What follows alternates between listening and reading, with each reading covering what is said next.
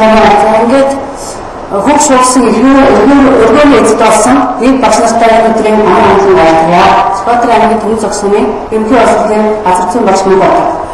За ихтгэлийн маш өдөр газар зүйн сургалтын нэг жишээний төлөвлөлт хүүхдийн хөгжил гэсэн сэдв байгаа. За ихтгэлийн бүтцийн хувьд за ашиг хэсэгт бол ерөнхий боловсролын сургалт одоо сургалтын шинжилгээ нэгэн үеийн эхэлж хүүхдийн бүрийн хөгжил технологийн өрсөлдөлийг хангах одоо шаардлага цухтаа тавигдаж байна. Багшийн хөгжил ажлыг одоо үнэлэх төвлөрч орондоо хүүхдийн бүрийг хөгжүүлэх, төлөвшүүлэх, авьяас чадрын нэм хөгжүүлэх, сургалтын чанарыг сайжруулах, хүүхдэд дэвтэ орчин нөхцөл бүрдүүлэх, бүтээл үйл ажиллагаа хүрсэн үр дүн үнэлэхэд орчноо гэж заасан байгаа. Ийм учраас багш нар маань одоо үр дүнтэй хичээл зохион байгуулах зайлшгүй шаардлага ингээд тулгарч ирсэн. За судалгааны зорилго маань хүүхдийн бүрийг хөгжүүлэх дэмжих одоо ажлыг тодорхойлоход бол 50 ба 50 бас сургалтаа ерөнхий боловсролын газар зүйн сургалтад одоо нэг жишээний төлөвлөлтийг орчин үеийн шаардлагыг нийцүүлэн одоо боловсруулахад орчноо. За зөвхөн ерөнхий боловсролын сургуулийн орчин үеийн хичээлийн төлөвлөгөө ямар шаардлага хангаж болохыг одоо башилтаар баталгаажуулах, хүүхд бүрийг хөгжүүлэх 50 болон 50 бас сургалтаа одоо хөгжих боломжийг судлах, нэг хичээлийн төлөвлөгөө боловсруулах, төвших, үр дүнг таалах орчноо.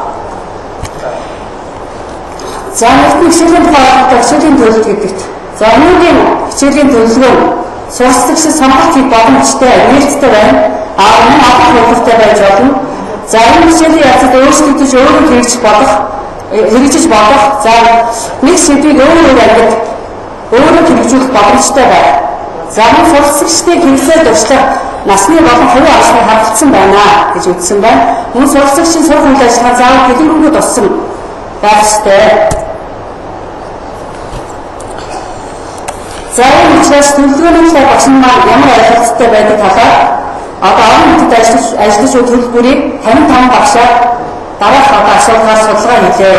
За асуулт нэг та нэг хичээлийн төлөвлөлт хийхдээ ямар материал ашигладаг вэ гэсэн асуулт багш нар одоо ихэнх нь багшийн номыг ашигладаг, мөн зөвлөм сургалтыг 100% ашигладаг байна. За бусад интернет мэргэжлийн ном дараа бослон стандартыг бол 80.8% ашигладаг байна.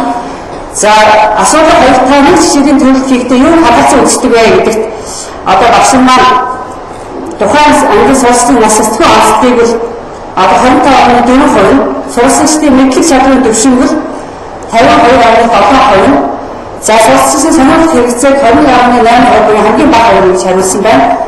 За асуулт 3 та нэг жишээний төлөвлөлт хийхдээ хэдийн хугацаа зарцуулдаг вэ гэсэн асуулт багш нар 1-2 цагийг бол ихэнх багш нар зарцуулдаг байгаа.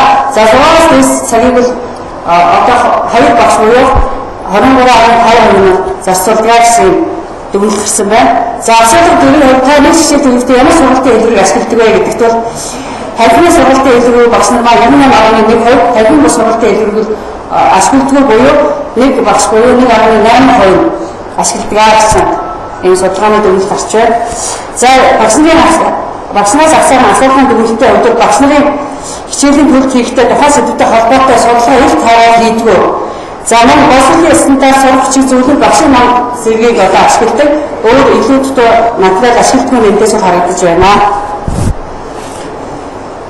За ингээд хоёр хүүхдийн сургалтын төлөвлөгөөний шинжилгээний нөлөө ямар байдаг юм бэ гэдгээр одоо сурсагчдыг судлах, хүүхдийн бүрийг хөгжүүлэх, хөдөлмөрийн зорилтыг одоо хэрэгжүүлэхийн тулд сурсагчдын хичээлүүдэд хандах сонирхол хэрэгцээг тодорхойлон судалгаа тэдний онцлог асуудал чухал болох болоод байна. Ангисаар хүүхд бүрийн сонирхлыг тодорхойлж тэдний тохирсон сургалтын арга хичээлийн төлөвлөлтийг оновчтой боловсруулах боломж нэгдэнэ гэж үзээд сурсагчдаас асуулгаар судалгаа авсан. За үүний судалгаа нь ямар санамжаар ангийн нарийн сурсагчийг хамруулсан байгаа. Бүлэг бүрээс одоо төвийн арга сурсагчийг хамруулсан. За асуулгаар нэгдвэл хамгийн их сонирхол судалдаг хичээлээ нэрлэнэ гэсэнд одоо хичээлүүдийн математик, монгол хэл, байгаль тухай, нийгмийн ухаан, хөгжүүлэх хичээл гэсэн одоо хэсгүүдэд хуваалцсан байгаа.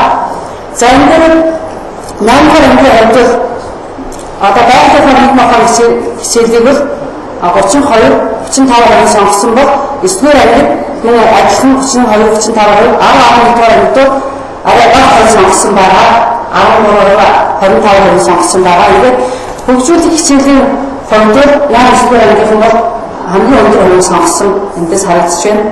40%, 38, 34%. За 10 дугаар ангийнхан бусад хичээлүүдийг бодох юм бол бас 8-9 ангийнхны бодлого юм арай бага хувийг сонгосон байна.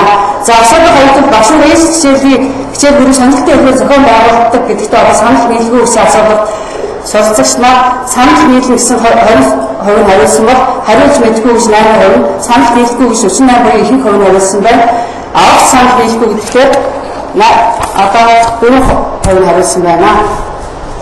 За асуудал хоёр байгалийн ухааны ээлж хичээлийг ямар хэдэн явуулсан илүү дүнтэй гэж бодож байна гэдэгтээ суралцагч маань ялангуяа 8-9 ангийнхан 100% танхим бос хэлбэрээр явуулъя гэсэн зөвлөлтөнд хүрсэн байгаа. За асуудал ямар нэг мэргэжлийн багш нар одоо танхим бос хичээлийг асуудал зохион байгуулж байсан уу гэдэгтээ одоо байгаль гэдэгт нэг суралц хариулаагүй, хаяа гэдэгт бол 24, үгүй гэдэгт 54% их хувь хариулсан байсан. За ингээд 8-р ангийн 2 бүлэгт 2 жилийн хугацаанд 2012-13 онд одоо 4 бүлэгт нэг хичээлийн төлөвлөгөө боловсруулан туршилт хийсэн байгаа. За энэ дээр хөрсөн бүлгээс хэдийг сонгож авсан 8-р ангийн хувьд одоо танхим бос сургалтыг 100% сонгож авсан учраас энэ үндэслэл болсон байгаа энэ ангийг сонгох. За ингээд 8 ангиар одоо хяналтын ангиар 8-р ангийг бол туршилтын ангиар сонгосон байгаа. За ингээд хөрсөн бүлгээс хэдийг одоо суух хэрэгцээ 50 мэдгүй хэрэгцээг тодорхойлж өгсөн, мөн зорилтыг тодорхойлж өгсөн байгаа. Ингээд зорилтыг бол зах чадамжуудаар тодорхойлж өгсөн байгаа. За энэ сайжруулсан хөтөлбөр маань харагдаж байна. Хичээлийн агуулгын хувьд өмнө үтсэн одоо үзэх дараа үзэх маягаар оруулж өгсөн. Мөн анх хоорондын заламж холбоо агуулгын заламж холбоог оруулж өгсөн. Хэрэглэгдэхүүн дээр одоо эдийн засгийн дамжгүй болох үүднээс л гарын даах материалаар хэрэглэгдэхүүнийг хийж ашигласан байгаа. Энэ хичээлийн цагийн төлөвлөлтийг одоо нарийн тооцоолж өгсөн. Хичээлийн хэлбэр агуулгын хувьд одоо экскурсын хэлбэрээр танхим бос хэлбэрээр зохион байгуулсан байгаа. Хичээлийн үйл ажиллагаа суралцагчийн үйл ажиллагаа, багшийн дэмжлэг, багшийн анхаарал зүйл гэсэн бүтцээр оруулж өгсөн. Үнэлгээг яатсан ба эцсийн үнэлгээ гэж оруулж өгсөн байгаа. За энэ дээр экскурс бэлэн орц хийдгээр мөн мэдлэг эзэмшил, чадвар эзэмшил, хэрэглээ болгох, хүүхдийн чадрын хөгжил гэсэн үнэлгээнүүдээр олон талаас нь зах үнэлгээнүүдийг одоо бодит байдлаар оруулж өгөхийг зорьсон байгаа. Тэгээд хүүхдүүдийг бодиттой үнэлнэ гэдэг үднээс энэ олон талаас нь үнэлгээг оруулж өгсөн байгаа. За ээлж хичээл бүрийн төгсгөлтөө сэтгэл хангамжийн дүгнэлтийг хийж байсан. Багаараа сурч мэдснээр эргцүүлэн бодох гэсэн 5 асуулгаар хариултуудыг суралцагчдаас авсан. Энэ дараагийн одоо экскурсийг зохион байгуулахад аж тусаа өгч байсан, үр дүнтэй явах боломжуудыг хангаж байсан. За ингээд танхимын бос хичээлийн туршилтын үр дүнд одоо суралцагчийн нийгэмшин төлөвшөөг авсан өөрчлөлт гэх юм бол одоо багаар ашиг чадвартай боловсруулж мэдхийн төлөө мэрэг болсон, ажилд туршилт судалгаа хийх арга зүйд одоо чадвар дэвшилсэн, аливаа зүйлийг сонирхон байгалийн танин мэдгүйсэн их суралцагчдад өргөсөн байгаа. Мөн хичээл хандлага өөрчлөсөн, суралцах эдийн сонирхолд дэвшилсэн, өөрийн бодлоо өөрийн үгээр илэрхийлэх чадвартай болсон, дараагийн хичээлийг бүтээх сурах эрмэлзэлтэй болсон.